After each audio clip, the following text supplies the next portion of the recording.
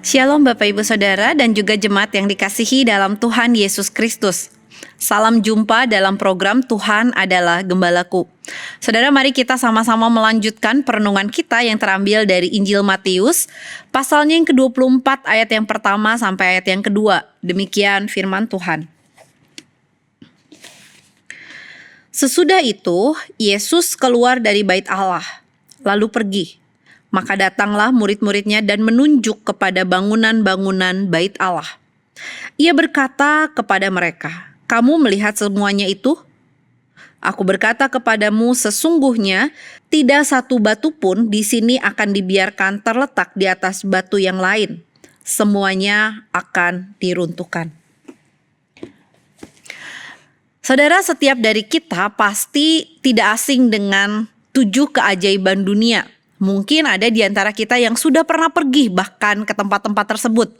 Seperti The Great Wall di China, kemudian Petra di Yordania, Colosseum di Roma, Christ the Redeemer di Brazil, kemudian Taj Mahal di India, ataupun yang ada di Peru dan juga Meksiko.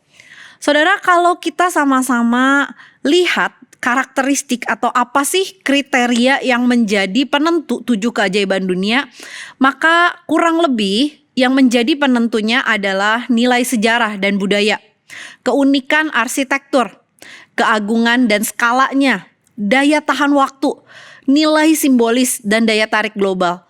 Saudara, kalau kita membandingkan atau memikirkan nilai-nilai yang menjadi kriteria, saya rasa kalau bait Allah itu masih ada, maka bait Allah mungkin menjadi salah satu bagiannya. Bayangkan saja saudara, bait Allah di zaman Tuhan Yesus adalah bait Allah yang begitu megah dan agung. Terbuat dari marmer putih yang kemudian dilapisi oleh lempengan emas. Sehingga Josephus, seorang sejarawan, mengatakan ketika matahari terbit kemudian menyinari bangunan ini, maka bangunan ini akan melakukan atau akan memancarkan sinar matahari seperti matahari itu sendiri. Saudara, ini menunjukkan bagaimana betapa megah, mulia, dan kalau mau dibicarakan tentang simbolis, ini adalah lambang kehadiran Allah di tempat ini. Saudara, ini adalah sesuatu yang luar biasa dan patut dibanggakan. Ada sebuah kutipan dari seorang rabi yang berkata bahwa kalau seseorang belum melihat bait Allah, maka sebenarnya orang tersebut belum melihat keindahan dari sebuah gedung. Wow, bukankah itu sesuatu yang sangat mengagumkan? Dan tentunya rasa pride, rasa yang penuh dengan kebanggaan ini juga ada di dalam kehidupan para murid Tuhan Yesus. Saudara, perhatikan waktu Tuhan Yesus pergi meninggalkan bait Allah, kemudian para murid ini datang menghampiri Yesus dan kemudian menunjukkan bangunan-bangunan bait Allah itu. Saudara, waktu menunjuk itu dalam bahasa aslinya adalah untuk menarik perhatian Tuhan Yesus terhadap bangunan bait Allah itu. Tentu saja mungkin mereka berharap Tuhan Yesus memberikan respon yang positif. Namun sebaliknya, Tuhan Yesus justru memberikan sesuatu yang mengajak mereka berpikir ulang tentang kebanggaan yang ada di dalam diri mereka. Tuhan Yesus mengatakan, "Kamu lihat bangunan itu? Sesungguhnya aku berkata kepadamu, truly I tell you." Saudara, kata ini adalah sebuah kata yang sekali lagi mengajak para murid untuk berpikir dengan sungguh-sungguh akan apa yang terjadi dengan bait Allah. Bahwa semuanya akan dihancurkan, semuanya akan diratakan. Namun saudara, yang mau menjadi perhatian dari Tuhan Yesus bukanlah kehancuran bait Allah. Namun yang ingin menjadi perhatian dari Tuhan Yesus secara khusus kepada para muridnya yang saat itu sangat membanggakan bangunan bait Allah tersebut adalah no God is no good. Tidak ada sesuatu yang baik kalau tidak ada Allah di dalamnya.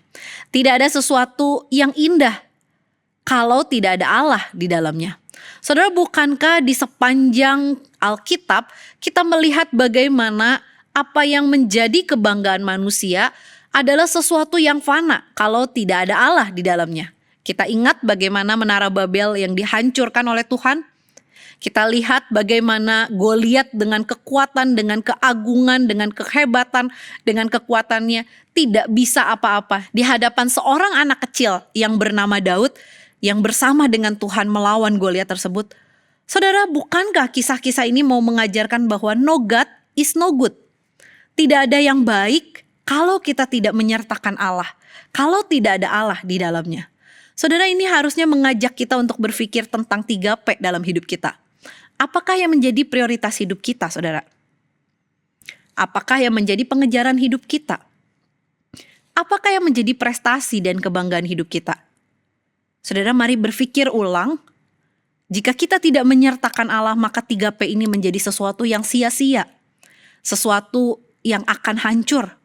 Sesuatu yang akan hilang. Saudara, mari kita lihat bahwa no God is no good. Dan biarlah ini menjadi sesuatu yang terus menggelisahkan hati kita untuk selalu menyertakan Tuhan di dalam kehidupan kita. Saudara, izinkan saya menutup bagian ini dengan sebuah pantun yang berkata seperti ini. Jalan-jalan ke Glodok beli buah. Tentu bukan hanya cari yang harganya murah, apalagi yang kualitasnya rendah.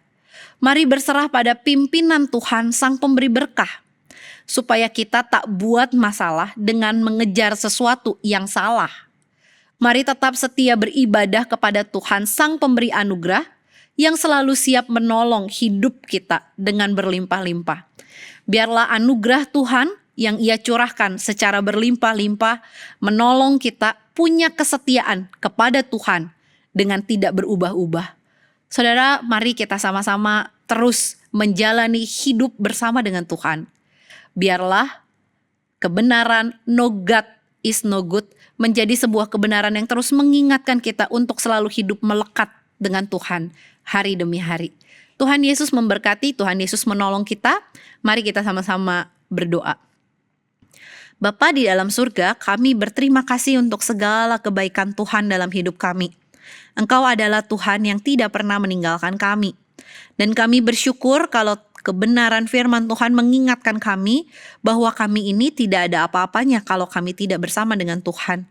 Segala sesuatu yang kami usahakan menjadi sia-sia kalau kami tidak menyertakan Tuhan dalam hidup kami. Tuhan, bantu kami, mampukan kami untuk kami selalu ingat Tuhan bersama dengan kami, apapun yang kami lakukan. Waktu kami pergi ke kantor, waktu kami mengajar anak-anak kami, waktu kami melakukan perjalanan, biarlah tangan kasih dan kemurahan Tuhan selalu mengingatkan kami akan penyertaan Tuhan yang tak pernah berhenti. Dalam nama Tuhan Yesus kami berdoa. Amin.